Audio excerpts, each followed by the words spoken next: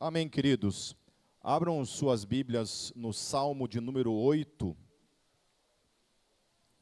Vou dar continuidade ao livro de Salmos. O título dessa pregação é Mordomos da Criação. Eu ia fazer uma palavra hoje bem voltada para o tema ecologia, mas daí é um tema muito extenso, ia ser um pouco trabalhoso para explorar isso, e seria necessário vários domingos para ficar explorando essa questão. E então eu pensei em explorar o texto mais numa perspectiva daquilo que o texto em si se propõe. Mas esse salmo, o salmo de número 8, ele praticamente é como se fosse Gênesis capítulo 1, de uma forma salmodiada, né? Acho que é salmodiada a palavra que se usa. Deve ser isso, né? Isso, né? Então, de uma forma salmodiada seria o que Gênesis 1 apresenta, que é a questão do relato da criação, de como as coisas vieram à existência, de como Deus trouxe à existência todas as coisas, a ordem em que as coisas acontecem. Lembrando que eu tenho uma série no livro de Gênesis, onde eu trago bastante a questão da perspectiva até mesmo científica que o texto propõe, né? Então, muita gente, às vezes, tem uma forma de trazer uma crítica com o livro de Gênesis, com uma forma um pouco equivocada daquilo que, de fato, é a proposta bíblica, né? Existem pessoas que procuram a interpretação dos primeiros capítulos, especialmente o capítulo 1 e o capítulo 2, de uma forma literal, entendem aquilo de uma forma literal, inclusive os 7 dias da criação como 7 dias de 24 horas, exatamente. Porém, não necessariamente é essa forma em que os teólogos entendem, e nem dentro do judaísmo seria também a forma muito literal de se entender. Inclusive, eu vi um filósofo essa semana, o Leandro Carnal, fazendo uma crítica em relação ao dilúvio e dizendo da impossibilidade de ter cabido dentro da arca todas as espécies de animais que nós temos hoje, né? Daí ele trata também a questão do ornitorrinco, né? Como é que o ornitorrinco nadou lá até a Austrália e hoje só existe na Austrália, né? Então, nessa minha série em Gênesis, eu dou toda a explicação do que a Bíblia quer dizer com espécies, né? E aquilo que alguns biólogos também falam em relação à defesa da arca, a defesa dos animais na arca, né? Inclusive, alguns ateus questionam a questão da arca com coisas um pouco assim, meio bobas, né? Por exemplo, né, como é que Noé fez para caber uma lula gigante dentro da arca de Noé, né? Sendo que a lula gigante é um animal marinho, né? Então, cogita-se de que tinham que entrar peixes, né, animais aquáticos dentro da arca, senão eles iam morrer afogados. Então, são coisas assim absurdas, né? Então, isso é um pouco uma falta de uma preguiça de realmente se debruçar diante do texto e ver o que, de fato, os teólogos, os criacionistas propõem quando fazem uma defesa daquilo que a Bíblia apresenta como a questão da arca de Noé. Então, a questão, inclusive, que eu tratei nessa minha série em Gênesis, é que o Novo Testamento, a pessoa de Jesus, o apóstolo Paulo e os outros apóstolos não tratavam o relato de Gênesis com uma forma figurada. Eles entendiam que, de fato, Adão existiu, de que houve realmente um jardim, que houve realmente uma criação de uma forma perfeita, que o homem caiu desse estado em que ele estava. Daí que se dá tanto a origem do pecado, né? Porque se Adão não existiu, como se explica a origem do pecado? Então, tem toda uma questão que o Novo Testamento confirma e afirma, e toda a teologia cristã se desenvolve em cima dessa visão, né? Então, teólogos liberais tendem a olhar para o livro de Gênesis tudo absolutamente com uma forma de... esqueci o termo agora que se usa. Oi? Tudo metáfora, exatamente. Então, Adão não era literalmente uma pessoa, Eva não era literalmente uma pessoa, né? Eram símbolos. a questão de tudo que acontece ali. Inclusive, alguns acham que o dilúvio foi apenas regional, não foi a nível global. Então, existem todas as evidências, queridos, por aí, que apontam que, de fato, ocorreu um dilúvio a nível global. Há controvérsias? Há. Existem discordâncias? Existe. Mas existem muitas e muitas e muitas evidências de que, de fato, o dilúvio ocorreu. Esses tempos eu estava vendo uma live de um criacionista dando todas as evidências da existência da Arca de Noé lá no Monte Everest. Que, de fato, isso já é Ararat, né? Desculpa, falei Everest, não, Ararat. No Monte Ararat existe lá realmente uma arca que está lá, entendeu? Um barco lá, lógico que milenar, né? Porque, segundo os cálculos, o dilúvio talvez tenha acontecido em 6.000 antes de Cristo, né? Mais ou menos, porque Moisés foi mais ou menos 1.500 antes de Cristo e o dilúvio tem ocorrido 6.000 anos antes de Cristo. E tudo aquilo que também ocorreu em relação ao dilúvio, né? O dilúvio realmente, se de fato ocorreu um dilúvio a nível global, ele mexeu com toda a estrutura geológica do planeta. Porque a Bíblia também fala que de águas que não apenas chuva, mas as fontes do abismo também se romperam. Então, houve águas que vieram da terra. Então, provavelmente, muitas placas tectônicas ali, né, ou se moveram, vulcões se envolveram. Então, foi uma coisa a nível catastrófico mesmo. E isso explica muitas coisas, inclusive, né, as camadas geológicas ali. Então, tem toda uma explicação criacionista que os cientistas criacionistas dão para essas coisas no nível bíblico. Então, nessa série em Gênesis, eu falo de algumas coisas. Tá? Então, assim, começando o texto, queridos, lá no capítulo 8, então, de Salmos, o verso 1 em diante, nós vamos lendo, e eu vou explorar também 3 textos fora o livro de Salmos, que vão dar um pouco de luz acerca desse salmo.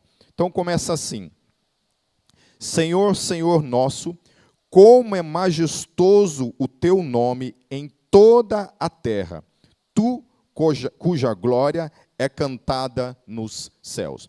Então você vê que o livro de Salmos, mais uma vez, é um livro que ele recebe da parte de Deus uma revelação acerca de Deus, como eu tenho falado nos outros salmos, né? A importância dos salmos é isso, que Davi, ou os outros salmistas, que não se sabe ao certo se foi exatamente Davi quem escreveu, mas tudo aponta que sim, quando o salmista escrevia, ele não escrevia de uma ótica somente de uma perspectiva humana. Ele recebia uma revelação acerca do ser de Deus, que se revelava a ele, e por meio dos salmos, então, ele revelava algo acerca de Deus.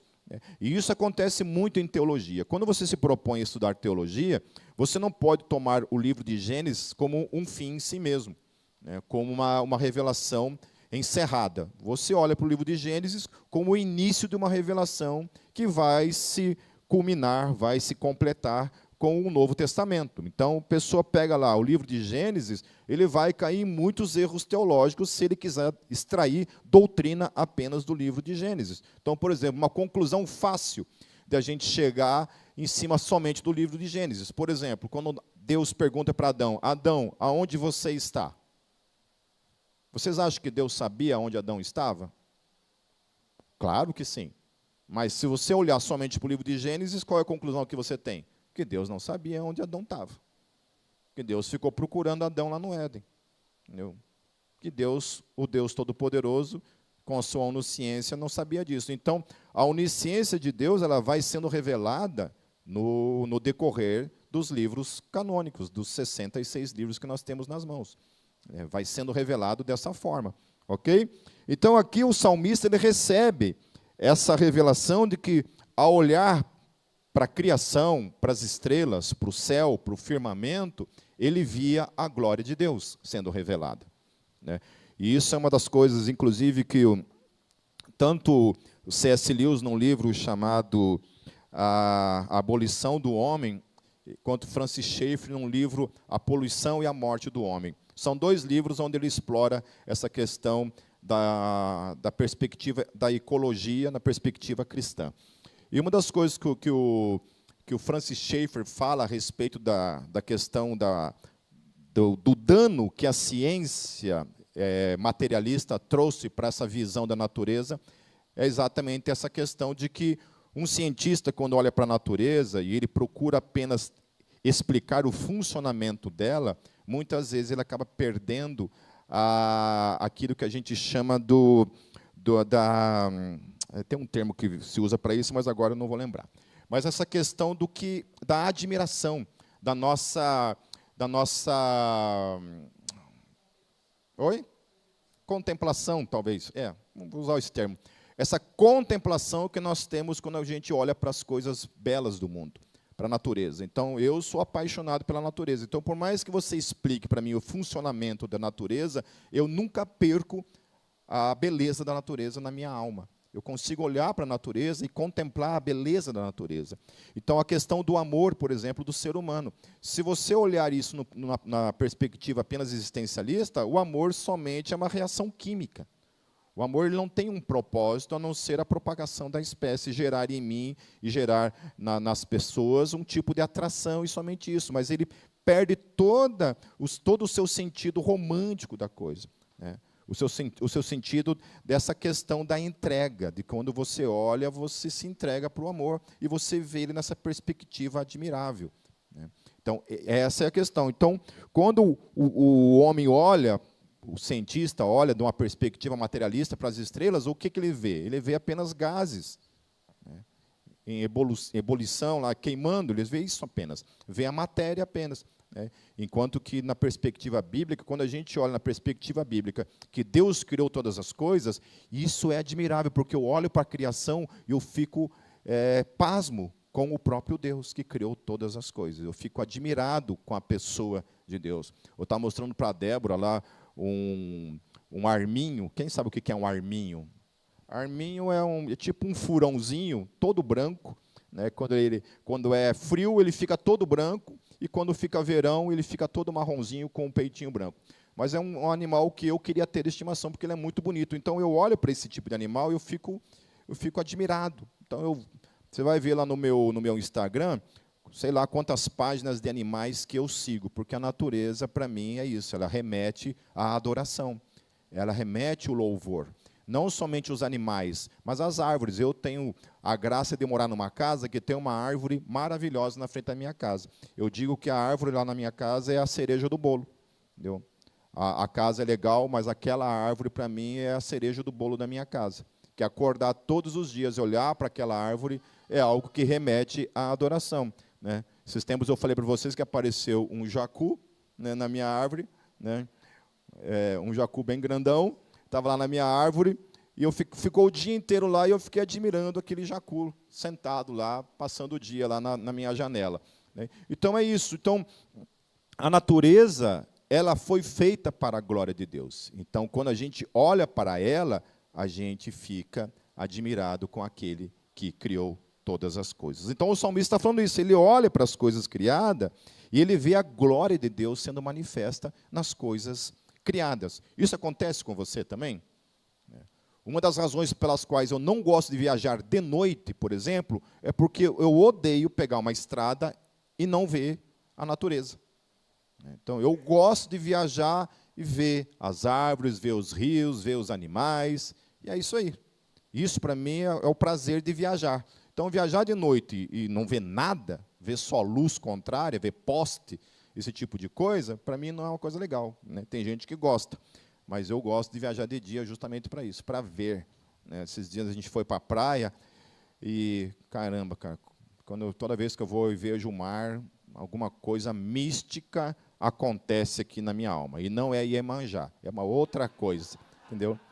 Alguma coisa mística toca no meu ser e eu fico admirado ao olhar para o mar e ver a majestade, né, cara? O mar gera em mim assim uma sensação de pequenez, de que eu não sou nada, eu sou insignificante diante daquilo lá.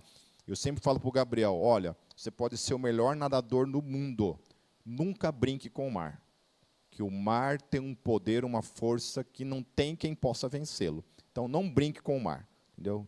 Não brinque. Fique até onde você dá conta ali e não brinque com o mar, porque se você brincar, ele pode simplesmente te levar e adeus, filho. ele continua dizendo: dos lábios das crianças e dos recém-nascidos, firmaste o teu nome como fortaleza por causa dos teus adversários, para silenciar o inimigo que busca vingança.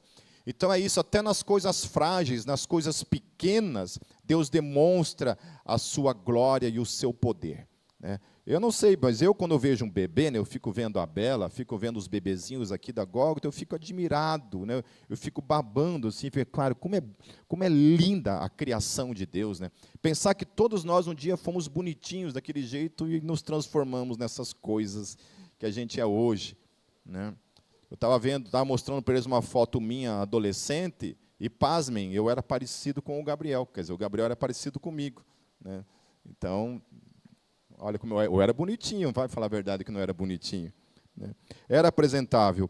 Então, no versículo 3, ele continua assim: então, quando contemplo os teus céus, obra dos teus dedos, a lua e as estrelas que ali firmaste, pergunto: que é o homem para que com ele te importes, e o filho do homem para que com ele te preocupes? E aí é isso que o salmista fica admirado, porque ele olha para toda aquela dimensão de estrelas infinitas no céu, provavelmente do deserto, né, naquela região desértica, sem luz, sem postes, sem nada para atrapalhar a visão do universo, né, para quem já foi para o interior de noite e saiu de noite, assim, onde um lugar que não tem luz, e você olha assim para o céu. Lá em Foz do Iguaçu, a gente tinha o costume de ir lá perto das cataratas, a gente entrava nas estradas de chão, de madrugada, e desligava as luzes do carro, então não tinha luz nenhuma, você olhava para o céu, gente, era uma coisa absurda, a infinitude de estrelas que você pode ver num lugar que não tem luz de outra fonte que não seja do céu. É admirável. Então, você vê aquela infinitude de luzes. Então, ele olha para aquilo lá, para aquilo tudo, e ele olha e fala assim: o que somos nós diante de Deus? O que somos nós diante de toda essa infinitude, de toda essa grandeza, para que Deus se preocupe com pessoas como nós? Então, ele fica admirado. Por que que Deus se importa comigo? Uma poeirinha cósmica, alguém insignificante diante de todo o universo. Porque, fala a verdade, nós somos insignificantes em comparação a tudo aquilo que Deus criou. O nosso planeta em si é insignificante diante de toda a criação. A nossa galáxia é insignificante. O nosso Sol é insignificante diante de toda a criação do universo. E pasmem, segundo aquilo que os cientistas têm olhado, a possibilidade de existir outro planeta com o tipo de vida que nós temos aqui é praticamente impossível, porque requer vários fatores que se encaixam para que exista a vida, e o planeta Terra tem exatamente as dimensões, desde as marés, a distância da Lua, o tamanho do nosso Sol, a distância do Sol, os outros planetas que estão também orbitando junto com o nosso planeta, tudo isso, o nível de oxigênio e tudo mais que envolve o planeta, tudo isso propicia a vida e a vida inteligente, né? E acreditar que tudo isso foi simplesmente um ajuste do acaso no universo é exigir de cada um de nós uma fé impossível. É impossível. É impossível acreditar que todas essas coisas surgiram por acaso, por leis naturais que se legislaram. Leis naturais que criaram essa lei em si mesmas, sem ter alguém que criasse todas as leis da física para que tudo isso acontecesse. Então, ele olha para tudo isso e ele fala assim: por que que Deus se importa comigo e com você? E aí, isso não é interessante? Aquilo que o salmista está olhando, porque ele está olhando para isso e ele está falando que ele tem um relacionamento pessoal, e ele fala e ele escuta, ele conversa com esse Deus fala com ele, sendo ele quem ele é. Diante do Deus Criador de todas as coisas, Deus fala com ele, sendo ele quem ele é. Essa poeirinha cósmica, esse ser insignificante, e ele traz isso com uma reflexão. Quem somos nós, Senhor, para que você se importe com cada um de nós? Mas daí ele vai continuar. Lá no versículo 5, ele vai falar: tu o fizeste, um pouco menor do que os seres celestiais, e o coroaste de glória e de honra. Então ele vai falar que Deus, quando criou o homem, Deus coroou o ser humano de glória e de honra. Então ele não somente se importa com o homem, não somente criou o homem, mas ele coroou o homem. Ele honrou o homem, a humanidade. Então, o que o salmista está falando, que o nosso Deus não é um Deus que criou o homem, desprezou o homem, abandonou o homem, simplesmente a sua própria sorte, como é a forma como os agnósticos enxergam Deus. Os agnósticos enxergam que Deus criou todas as coisas, acreditam na possibilidade de um Criador, mas não tem como você se relacionar com esse Deus.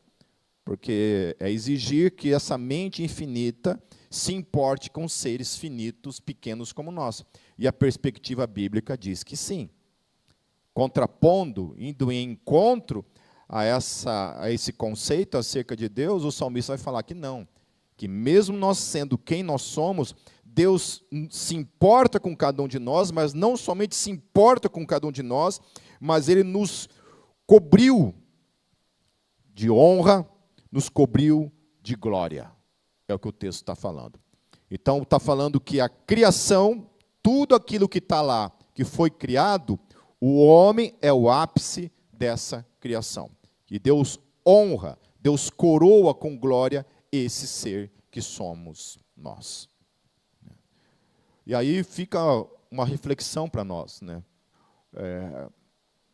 Se assim a forma como Deus nos enxerga, não é pecado, será, a gente muitas vezes desprezar a forma como Deus nos enxerga e muitas vezes olhar para a gente de uma forma que não valoriza a nossa pessoa diante dele?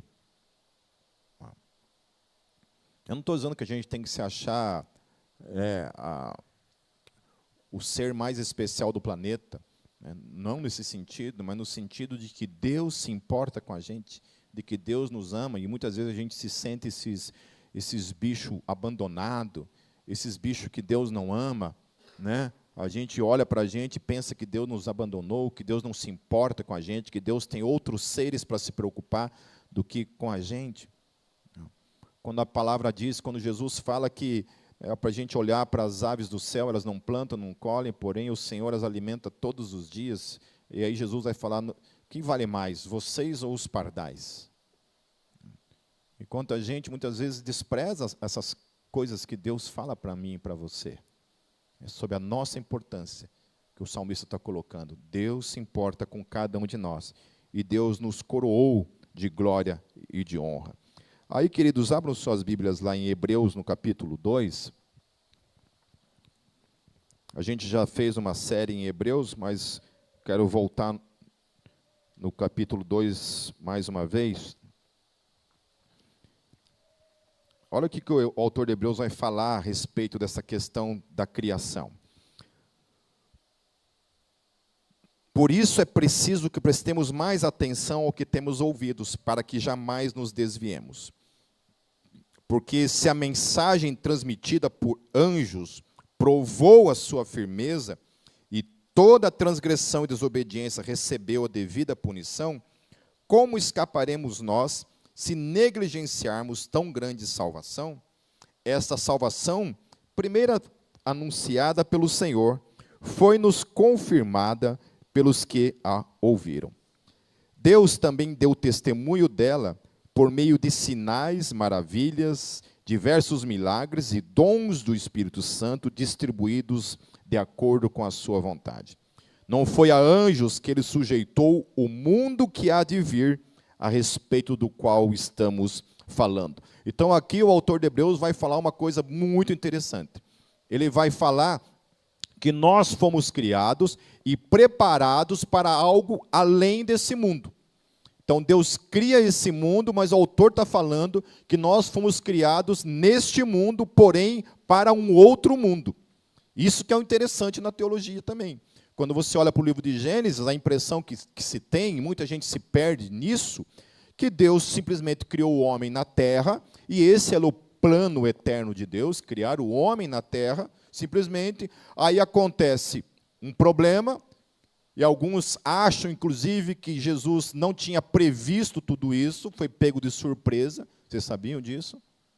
Existe um segmento da teologia chamado teísmo aberto, que acredita que Deus não sabe das coisas de antemão. A presciência não faz parte do ser de Deus. Deus sabe as possibilidades, mas Deus não sabe exatamente as suas escolhas, aquilo que você vai escolher. Deus sabe, olha, é possível que ele vá por esse caminho, por esse, por aquilo, mas Deus não sabe. Então, nesse caso, quando Deus cria Adão e acontece todo o problema lá no Éden, alguns teólogos, eu já vi teólogo falando isso de púlpito, queridos. Diz que na hora que teve uma reunião de emergência, entre o Pai, o Filho e o Espírito Santo, falei, e agora o que a gente vai fazer? O que a gente vai fazer? Aí diz que Jesus levanta a mão, pai, eu vou. Eu vou lá consertar o problema. Então, essa perspectiva. Mas se você olhar na perspectiva de Gênesis 1, talvez seja essa a conclusão apenas que você chegue. Então, onde a gente vai saber do projeto eterno de Deus? No Novo Testamento, quando vem e revela acerca do plano eterno de Deus. De que tudo fazia parte de um plano eterno de Deus. Então, o autor está falando, aqui ele começa a falar, olha, a primeira questão é essa.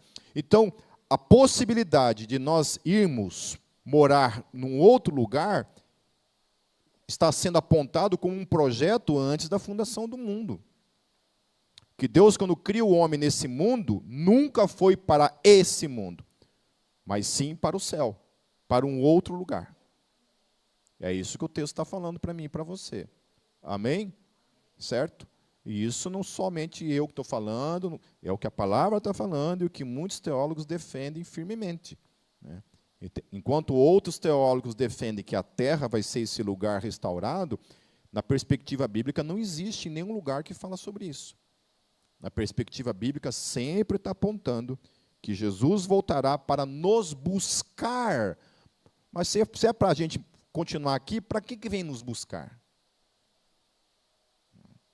E o texto é claro, fala, olha, voltarei outra vez para vos buscar, e aonde eu estiver, vocês estarão comigo para sempre. Amém, queridos? Amém? Certo? Amém? Amém? Aí já começa a perguntar, Pipe, mas os bichinhos, né, as árvores? Calma que a gente vai chegar lá. E aí o texto vai continuando. Mas alguém, em certo lugar, testemunhou dizendo, que é o homem para que com ele te importas? Então o autor está citando o Salmo 8. E o filho do homem para que com ele te preocupes? Agora, olha o que o texto vai falar. Tu o fizeste um pouco menor do que os anjos e o coroaste de glória e de honra. Tudo sujeitaste debaixo dos seus pés. Ao lhe sujeitar todas as coisas, nada deixou que não lhe estivesse sujeito. Agora, porém, ainda não vemos que todas as coisas lhe estejam sujeitas.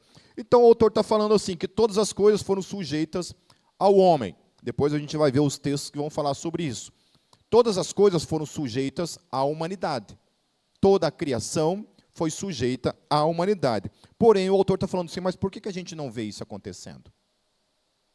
Por que a gente não percebe e não vê que todas as coisas estão sujeitas a nós? Aí ele continua.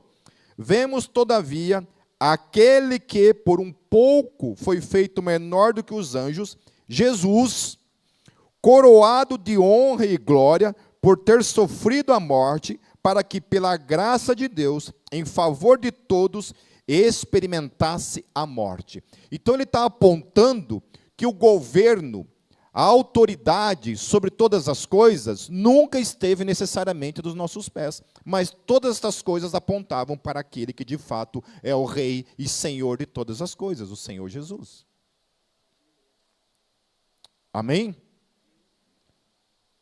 Ele é sobre os pés dele que todas as coisas estão sujeitas, toda a criação inclusive, e vocês vão ver aonde isso vai estar confirmando. Versículo 11, ou 10, né? Ao levar muitos filhos à glória, olha que coisa linda, convinha que Deus, por causa de quem, por meio de quem tudo existe, tornasse perfeito, mediante o sofrimento, o autor da salvação deles. Ora, tanto o que santifica, quanto os que são santificados, provém de um só. Por isso, Jesus não se envergonha de chamá-los irmãos. Ele diz, proclamarei o teu nome a meus irmãos, na assembleia te louvarei. E também, nele porém minha confiança. Novamente ele diz, aqui estou eu com os filhos que Deus me deu. Portanto, visto que os filhos são pessoas de carne e sangue, ele também participou dessa condição humana, para que, por sua morte, derrotasse aquele que tem o poder da morte, isto é, o diabo, e libertasse aqueles que durante toda a vida estiveram escravizados pelo medo da morte. Pois é claro que não é a anjos que ele ajuda, mas aos descendentes de Abraão. Por essa razão era necessário que ele se tornasse semelhante a seus irmãos em todos os aspectos, para se tornar sumo sacerdote misericordioso e fiel com relação a Deus e fazer propiciação pelos pecados do povo, porque, tendo em vista o que ele mesmo sofreu quando tentado, ele é capaz de socorrer aqueles que também estão sendo tentados. Aleluia. Então, o Senhor Jesus se torna o Senhor de toda a criação e ele se torna o Senhor da igreja, o Senhor da família de Deus. Então, todos nós agora estamos inseridos nele. O homem falha como aquele que é o mordomo da criação, a princípio, falha nessa questão por causa do pecado, e nós vamos ver por que ele falha, e por que toda a natureza se sujeita agora ao pecado. Por isso que nós temos visto o sofrimento do animal. Então a gente às vezes escuta assim, porque a questão do livre-arbítrio humano, a questão do livre-arbítrio humano, no máximo, explica o sofrimento humano. Mas a questão do livre-arbítrio humano não explica o sofrimento dos animais. Porque os animais sofrem por causa de mim. Outra coisa, o meu livre-arbítrio implica não somente no meu sofrimento, mas o meu sofrimento, muitas vezes, vai estourar em vocês. Ou não? O Brunello estava falando domingo passado aqui, né? Que uma pessoa viciada, ela influencia diretamente a vida de quantas pessoas, mais ou menos? 40 pessoas, né, ele falou? Foi isso? Umas 40 pessoas, né? Acho que foi isso. Não é isso? Né? Um único usuário, a influência desastrosa da vida dele pode atingir até 40 pessoas. Aí eu fico pensando num político corrupto. Os bilhões que ele rouba da saúde, da educação, da segurança pública. Quantas milhões de vidas esse filho de Satanás faz na vida de toda uma população? Então não existe isso de que um pecado, um problema que eu faço não atinge a vida de ninguém. Atinge todo mundo, de alguma forma. Né? E vai atingir também os animais. Né? A gente vê os animais, o sofrimento dos animais também é culpa nossa. Então, o livre-arbítrio, não existe esse papo de livre-arbítrio, porque ninguém é livre para nada. Você é livre até o ponto em que o outro faz uma escolha que te influencia, Deus faz uma escolha que te influencia, Satanás faz uma escolha que te influencia, os animais fazem uma escolha que te influencia.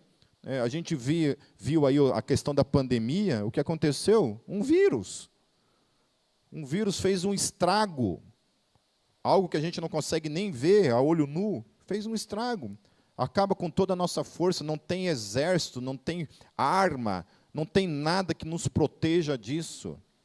Pode ter vacina, o que for, tem um monte de gente morrendo, queridos, o ano passado e está morrendo esse ano de Covid, entende?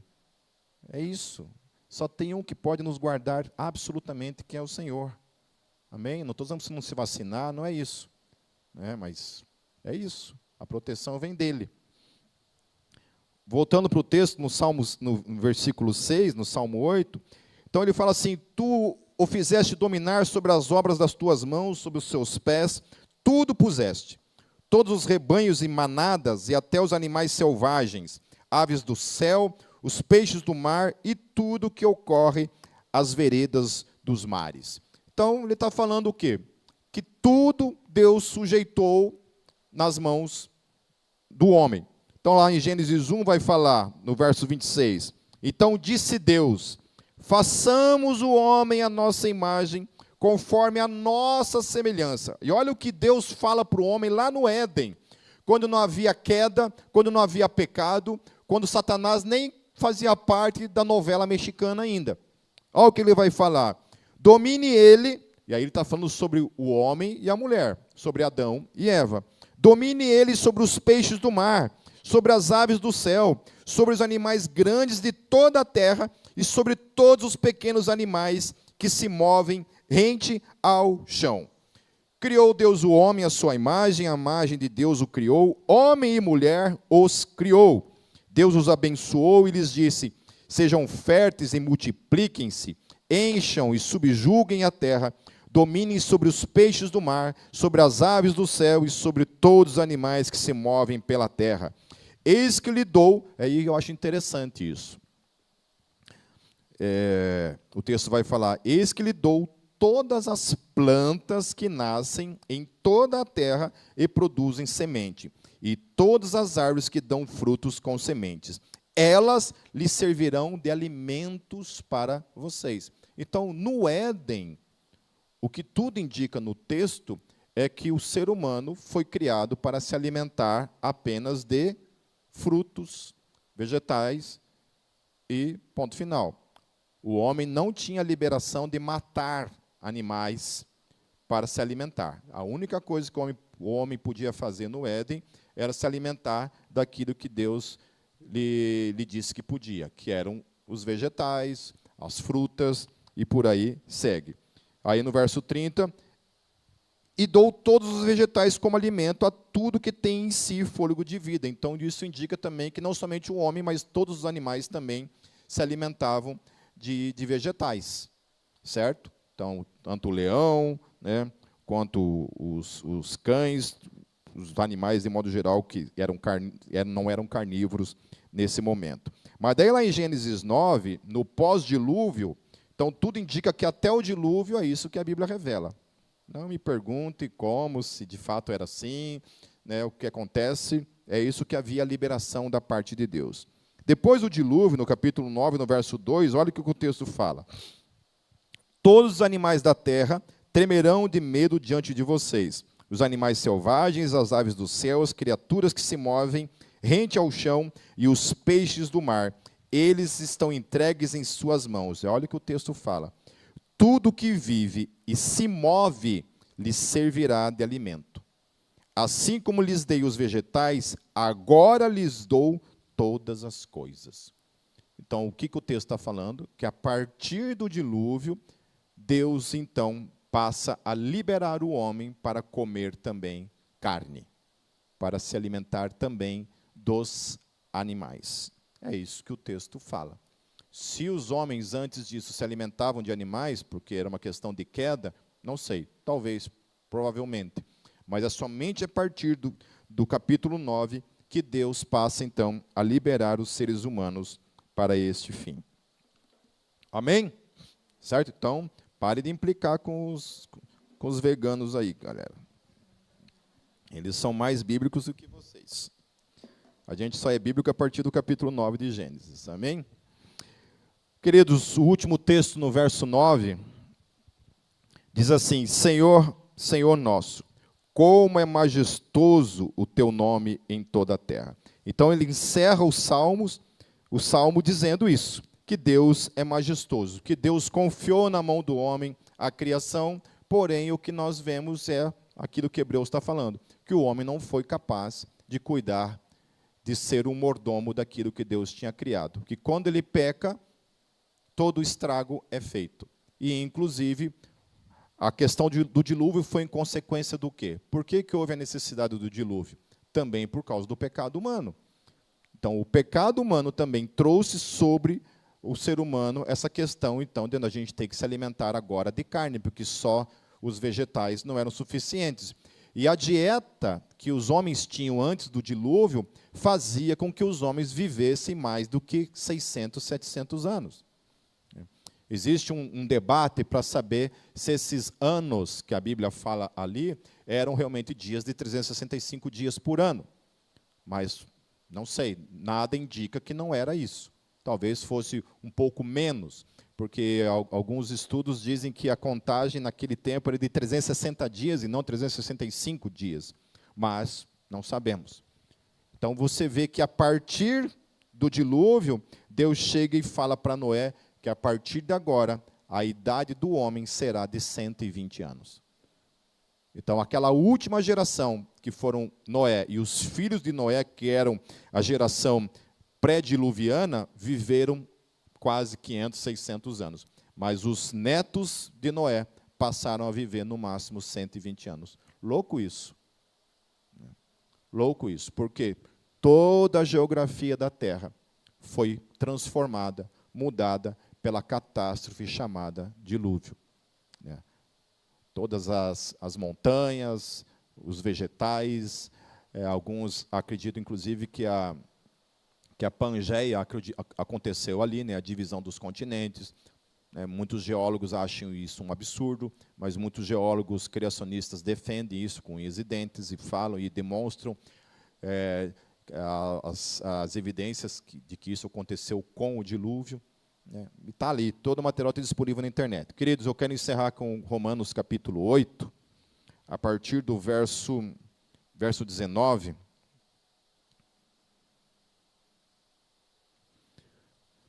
Demonstrando por que todas as coisas apontam para Jesus. Então, mesmo que nós tenhamos sido colocados como os mordomos, o fim tudo é em Cristo. Todo o propósito sempre foi Jesus. Todo o projeto eterno de Deus sempre foi Jesus. Nós somos mordomos da criação, que está sujeito a um mordomo maior de todas as coisas, que é aquele que rege todas as coisas. E olha o que o apóstolo Paulo fala em relação aos animais, em relação à criação que sofre. Nós estivemos vendo nesses últimos anos, há muito tempo mesmo que o Brasil tem sofrido com queimadas, isso já vem de muitos anos, as queimadas, os animais, para todo que é lado, Amazonas, a Amazônia, que mais? Mato Grosso tem sofrido muito com as queimadas, muitos animais morrendo por causa das queimadas. Nós tivemos uma crise hídrica no Brasil durante 2 anos, Vocês lembram disso, Água a cada 3 dias, A gente tinha água, tinha gente que tinha água uma vez por semana só, Galera punk aí gostou desse momento aí, tem muitos aqui que adoraram esse momento. Então, olha o que o texto vai falar em relação à natureza. O apóstolo Paulo fala no verso 19 assim: a natureza criada aguarda com grande expectativa que os filhos de Deus sejam revelados. Aleluia. Então o apóstolo Paulo não explica, não entra em pormenores, não entra numa explicação assim minuciosa, não tenta fazer com que a coisa a gente tenha uma explicação científica de como que isso vai funcionar, de como que isso funciona na mente dos nossos cães, dos nossos gatos, dos nossos pássaros, das árvores, dos rios.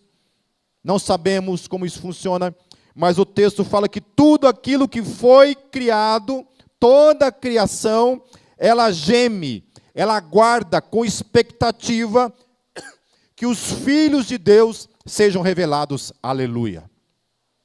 Então, não somente o ser humano tem essa fome por eternidade, tem essa fome de ver Deus, essa fome de habitar com Deus, mas a impressão que o texto dá é que toda a criação também aguarda esse grande dia. Esse grande dia de expectativa. Eu fico pensando assim, cara, como isso é maravilhoso. Isso nos faz olhar para a natureza, olhar para as coisas criadas, para os nossos animais de estimação, ou selvagens que seja, a gente olhar para isso com um respeito. O Francis Schaeffer, ele falava uma coisa interessante, ele fala assim, a árvore, ela foi criada por Deus para ser uma árvore. Ela pode ser usada para construir uma casa, mas nunca se esqueça que a árvore, ela é um fim em si mesmo. ela foi criada para a glória de Deus. Ela não deve ser cortada simplesmente por ser cortada, simplesmente para ser desprezada. Assim como os animais foram criados para o uso, para o nosso uso. No caso de você precisar se alimentar, alguns animais você pode se alimentar. Mas os animais não foram criados para nós, para que a gente pegasse e explorasse os animais, fizesse deles algum tipo de mal em si, para com eles. Amém? Então é isso, não tem por que tratar mal os animais, sejam eles quem forem. Não pode ser tratado mal. A não ser que seja para a tua defesa, você está numa situação de defesa, sei lá, uma aranha dentro de casa, né? Uma barata. Né? Esses dias, essa semana, eu escutei um grito lá, né? Estava lá no sofá, né? O Gabriel desceu correndo, eu falei, o que foi, filho? Uma barata. Eu falei, ô filho, uma barata, filho. Né? Mata a barata, cara. Não, mas ela voou. Eu tentei matar, errei a chinelada, ela voou para cima de mim. O piá quase se jogou lá do primeiro andar. Lá. Então é isso, os animais estão lá. Então, os animais, o Francis Schaeffer ele fala que é isso. Quando a gente... existe dois problemas em relação aos animais. Né? Uma é o desprezo do seu valor, o desprezo pela natureza, não somente os animais, mas tudo aquilo que foi criado. Um rio, por exemplo, por mais que um rio ele não interage com você de modo consciente, como os animais fazem, mas o rio é importante ou não é? Tem a sua importância ou não tem? Não é gostoso tomar um banho de rio, queridos? Quando eu criança, eu vivia nos rios tomando banho. Né? Hoje, quando eu passo lá em Foz do Iguaçu, nesses mesmos rios, só vê cocô boiando. Eu pensava, caramba, eu tomava banho nesses rios. Né? Tomava banho nesses rios. Hoje não dá mais para tomar banho em rio. Então, tem a importância. Então, o rio ele foi criado para a glória de Deus. Nós não temos o direito de destruir aquilo que Deus criou.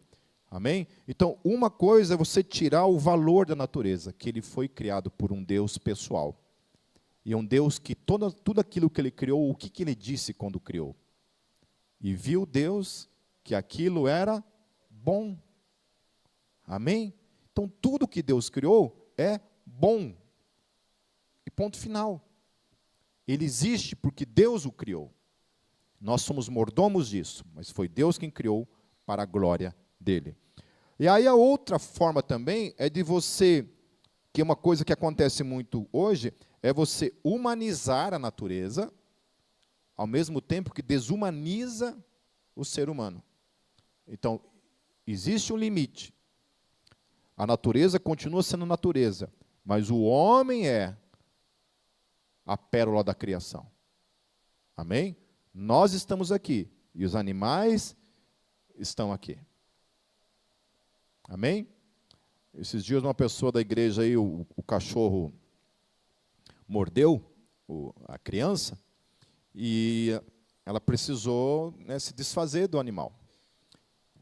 E colocou assim num site de doação de animais, né, e falou assim, queridos, né, eu tenho um bebê em casa, né, e o cachorro mordeu, né, a criança, e eu não tenho mais como ter a criança em casa, né, porque corre o risco mesmo. Uma vez eu estava num velório e tinha uma criança assim com a cara toda cheia de pontos assim, né? Fui perguntar para o cara lá o que tinha acontecido. Um cachorro tinha mordido a cara da criança, assim, e era um pitbull, queridos, que tinha mordido a cara da criança. Então, e ela colocou isso nesse lugar aí né, oferecendo se alguém quisesse o cachorro, né? Uma pessoa comentou assim: dá teu filho. Quem veio primeiro? O teu cachorro ou a criança? O cachorro, então dá teu filho. Então, mas esse é um nível das pessoas, entende? Ela não estava falando para matar o cachorro, estava tentando ver alguém para pegar o cachorro. E uma pessoa tem a cara de pau de falar uma coisa dessa. Então, esse é o nível. E esse é o nível que a humanidade está. Quando a humanidade começa a desumanizar o ser humano, ao ponto de defender o aborto, por isso que o aborto precisa desumanizar o ser que está ali. Você desumaniza, porque se você desumaniza, você pode acabar com aquilo. Né? Ao mesmo tempo que desumaniza os seres humanos, humaniza os animais. Foi feita uma pesquisa esses dias na rua, uma pessoa perguntando para assinar lá um abaixo-assinado de proteção aos ovos de um papagaio muito raro lá. Todo mundo assinou. Daí a mesma pessoa falava assim, então agora assina esse daqui, que é um abaixo-assinado para ser contrário a um aborto. A pessoa, não. Contra o ovo de papagaio, a gente assina, a gente se volta contra, mas matar seres humanos, a gente não assina. Então, isso é a desumanização do ser humano e a humanização do papagaio. O papagaio é mais importante que os seres humanos. Nem sei porque eu dei essa volta toda, queridos. Estou encerrando. Então, olha só, por que a natureza ela geme dessa forma? Porque Paulo vai falar assim, pois ela foi submetida à futilidade, não pela sua própria escolha, mas por causa da vontade daquele que a sujeitou. Quem que sujeitou a natureza ao pecado? Quem foi? Nós, os seres humanos. Os animais não fizeram nenhuma escolha no Éden. Não foram os animais que comeram do fruto do conhecimento do bem e do mal. Foi o ser humano que fez isso. O ser humano é o culpado do sofrimento de todos os seres vivos que estão sobre a face da terra. Nós somos os culpados desse sofrimento. Na esperança de que a própria natureza criada será libertada da escravidão, da decadência, em que se encontra para a gloriosa liberdade dos filhos de Deus. Então, qual que é a expectativa da natureza? Que Paulo está falando aqui, que a própria natureza tem expectativa de que ela será liberta daquilo que ela ficou sujeita, que é o sofrimento, a morte. Então, a expectativa de Paulo é que o mundo por vir, não somente os seres humanos farão parte desse mundo, mas tudo aquilo que Deus criou, de alguma forma, fará parte também desse momento. E aí isso me leva também a acreditar nisso, porque essa era uma posição que eu não tinha antes. Eu, de fato, teve até uma época, eu tive uma discussão com uma galera lá, porque o Papa falou que os cachorros iam para o céu, o Papa anterior, e eu discordei, falei, não, isso aí não tem lugar na Bíblia que fala sobre isso, tal, né? Daí eu briguei com um monte de gente lá por causa disso. E aí eu comecei a escrever um livro sobre a imortalidade da alma, e aí eu fiquei de queixo caído, porque, biblicamente falando, os animais são possuidores tanto de alma quanto de espírito. Porque até então, eu entendia que os animais eram um sopro de vida, mas os animais não possuíam um espírito como o ser humano possui. Que tipo? Não sei, mas é o que a Bíblia fala. Que os animais também possuem o espírito. Por isso que o autor de Eclesiastes vai falar assim, olha, quem pode afirmar para onde vai o espírito do ser humano e aonde vai o espírito dos animais? Não sabemos. Ali, à luz de Eclesiastes, não sabemos. Mas o que Paulo está falando é que o que se dá a entender é que os animais também aguardam essa expectativa de serem libertos do pecado, da queda, do mal que está sobre eles.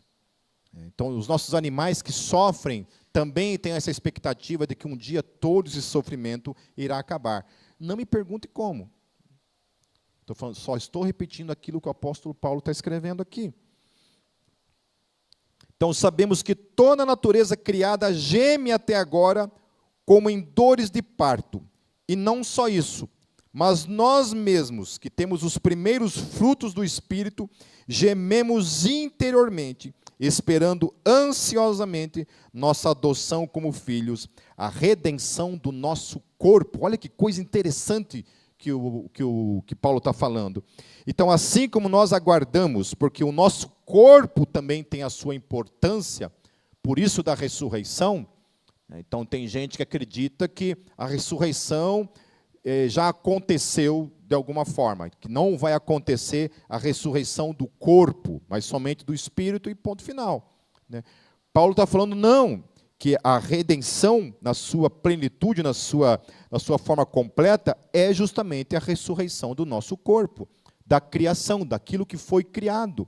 E ele está apontando isso também para os animais, que assim como nós temos essa expectativa da ressurreição do nosso corpo, que também ficou sujeito ao pecado, que também é sujeito ao sofrimento, que também é sujeito à dor, à morte, às doenças, a tudo mais que a vida, que a existência proporciona, nós também cremos que um dia esse corpo será libertado, que esse corpo será ressurreto, transformado num corpo imortal, preparado para a eternidade. O texto está falando que a criação, da mesma forma, ela aguarda esse dia, aguarda essa redenção.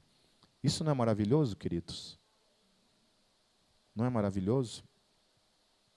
Aí eu lendo um livro do Francis Schaeffer, chamado, acho que é Gênesis, Espaço e Tempo, acho que é o nome desse livro, eu esqueci de colocar esse texto aqui, mas depois eu posso mandá-lo no grupo da igreja. Que ali que foi que a minha perspectiva acerca dos animais começou a mudar. Quando Francis Schaeffer mostra um texto no livro de Apocalipse, em que o autor de João tem uma visão acerca do trono de Deus, e ele vê as miríades de anjos ao derredor do trono, anjos, serafins, querubins e os arcanjos ao derredor do trono. E ele vê uma multidão de pessoas vestidas de branco na presença diante do trono. E aí o texto fala que uma multidão de milhares de milhares de milhares de seres vivos diante do trono. E aí aquilo ali me pegou. Eu falei, não acredito que no céu vai ter bicho também. Que coisa linda, queridos. Quando a gente vê lá no Rei Leão, né? Todos os animais indo e se prostrando diante do leão, do rei. E assim talvez seja no dia da nossa redenção. A Bíblia não dá muito detalhes acerca de como será isso, não se fala. É focada mais no ser humano. Mas nós temos esses lampejos de textos que fala que até isso Jesus vai redimir na nossa vida. Até mesmo o nosso fracasso em sermos mordomos da criação, o Senhor Jesus vai trouxe, na verdade, para Ele e nos redimiu, colocando tudo debaixo dos pés dEle. Amém? Amém? Certo? Então, que a gente aprenda, queridos, a viver nesse mundo como mordomos do Senhor, cuidando também da natureza, sabe? Você pode cuidar da natureza de uma maneira muito simples, sabe? Reciclando lixo, não jogando lixo no chão. Sabe? Eu nem sou curitibano, eu não nasci aqui, mas tem uma coisa que me deixa na carne, é eu ver gente jogando lixo no chão nessa cidade. Um dia perto de casa, tinha um carro na minha frente, assim, um monte de moleque dentro do carro, assim, o cara abriu a janela, jogou uma garrafa de cerveja, assim, ó, pum, quebrou no chão, assim, né, cara? Um cheiro de enxofre tomou conta de mim, assim, sabe? Uma vontade de pegar, mas daí é aquela coisa, né? O ser humano está acima da natureza. Mas é isso, que a gente possa cuidar dessas coisas simples. Tinha um amigo meu que ele era ateu. Eu estava com ele andando na rua, lá em Foz do Iguaçu, devia ter uns 16 anos por aí. E eu peguei uma bala, descasquei a bala, peguei, joguei no chão. Ele pegou, catou, primeiro negócio de lixo ele jogou dentro. Eu passei uma vergonha naquele dia, nunca mais eu fiz isso. Olha, se eu chupo uma bala, eu carrego no bolso até encontrar. Sabe? Porque isso é ter consciência cristã da natureza. Respeitar as coisas criadas, respeitar os animais, respeitar os rios. Amém, queridos? Amém? Certo? Vamos orar. Senhor, obrigado, porque em tudo aquilo que a gente naufragou, em tudo que nós falhamos, como mordomos da criação, como teus filhos, como maridos, como esposas, como pais, como mães, como irmãos, como filhos, como amigos, como servos, como cidadãos, em tudo, Senhor, na nossa relação com a natureza. Obrigado porque em tudo aquilo que nós falhamos, o Senhor tomou sobre si e restaurou todas as coisas para a glória do teu nome. Por isso que nós cremos, Senhor, nesse grande dia, onde só restará louvores, adoração por tudo aquilo que o Senhor fez por nós, desde ontem, hoje, para todo sempre. Obrigado, Jesus, pela tua palavra que nos ilumina, que nos faz, Senhor, compreender a nossa existência, a importância da nossa existência, a valorização que o Senhor tem por cada um de nós, mas não somente por cada um de nós, mas por todas as coisas que o Senhor criou para a glória do teu nome. E que o Senhor está em todas as coisas, sustentando todas as coisas com o teu poder. E nós devemos sempre lidar com todas as coisas com a reverência de que a tua presença está em tudo, regendo todas as coisas, Senhor, sendo rei sobre todas as coisas. Muito obrigado, Senhor. Em teu nome, Jesus, que nós oramos. Amém.